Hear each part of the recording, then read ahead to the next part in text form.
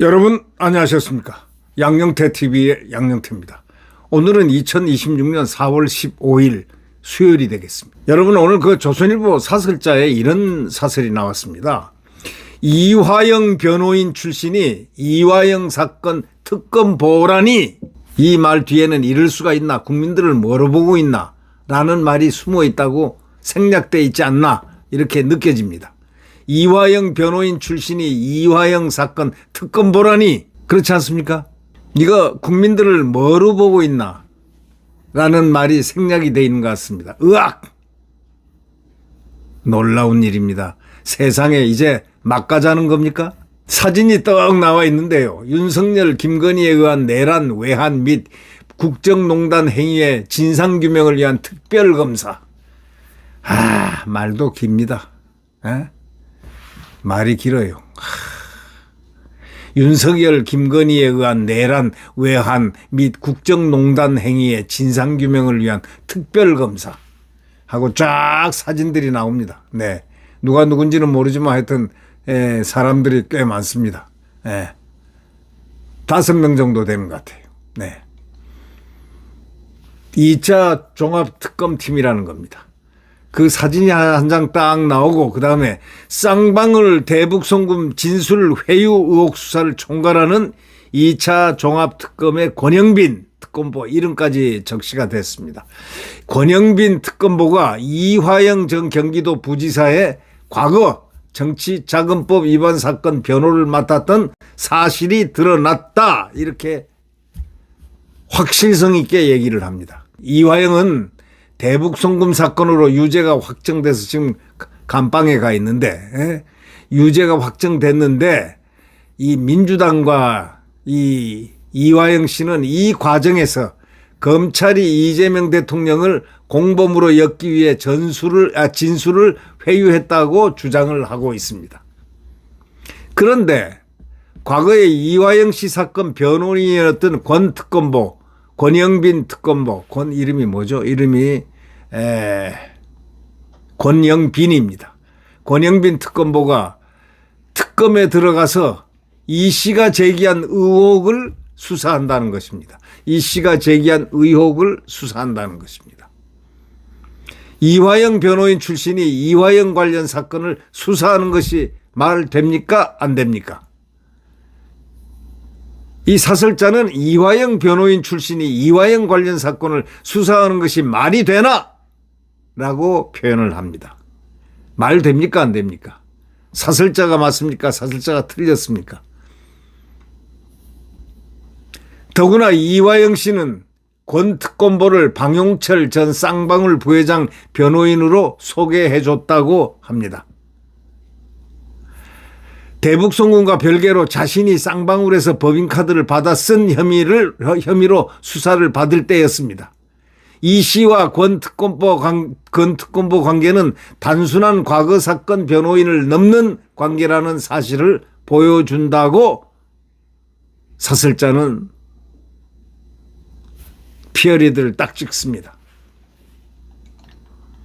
당시 방 전 부회장은 검찰에서 법인카드를 이화영 씨가 아닌 다른 사람에게 건넸다고 허위 진술을 하다가 결국 자백을 했습니다. 이후에 권 특검보는 변호인에서 사임을 했다고 합니다.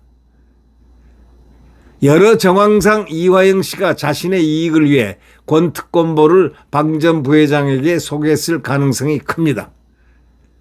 사설자는 그런 관계에 있는 두 사람이 한 명은 의혹을 제기하고 한 명은 그 의혹을 수사하는 특검보라면 그 수사 결과를 누가 믿겠나, 이런 얘기죠.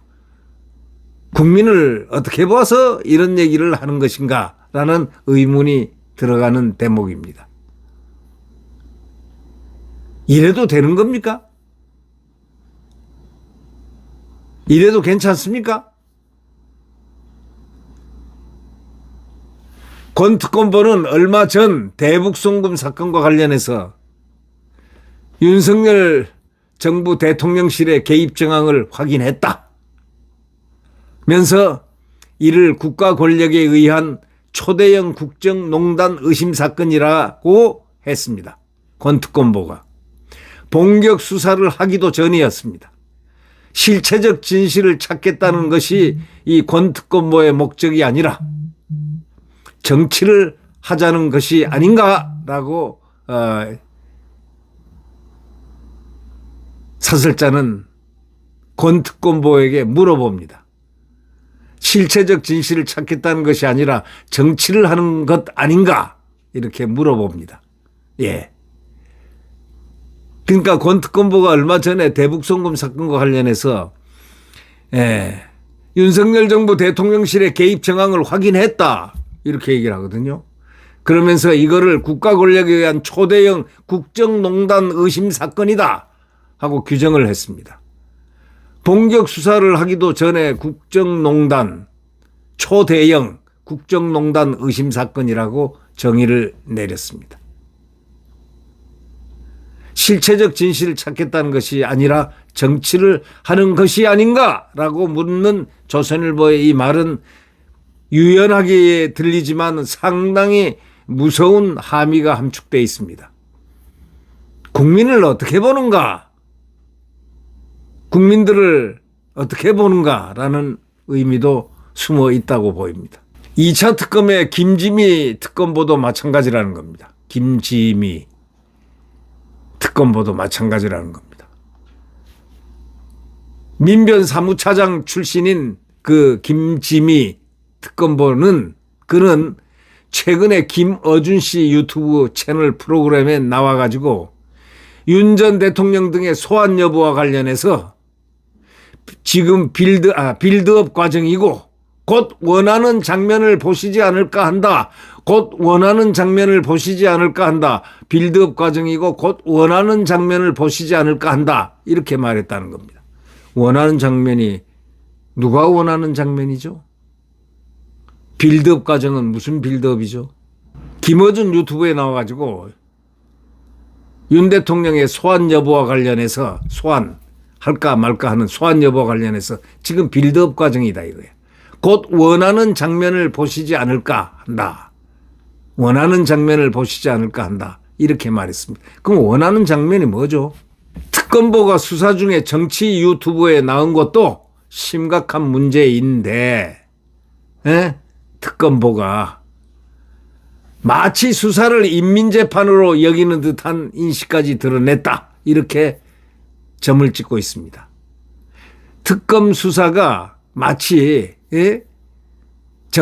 보세요. 특검보가 수사 중에 정치 유튜브에 나와서 이 말하는 것만 그 사건 관련 말하는 것만으로도 심각한 문제인데 마치 수사를 인민재판으로 여기는 듯한 인식까지 드러냈다는 겁니다. 그 어떤 면에서 그랬을까요? 빌드업 과정이고 곧 원하는 장면을 보시지 않을까. 원하는 장면은 국민이 원하는 장면 아니겠습니까? 그러면 그거는 국민이 원하는 장면을 이미 다 알고 있는 겁니까? 원하는 장면을 보시지 않을까. 이미 거의 준 확정이 된 듯한 보시지 않을까 한다. 곧 원하는 장면을 보시지 않을까 한다.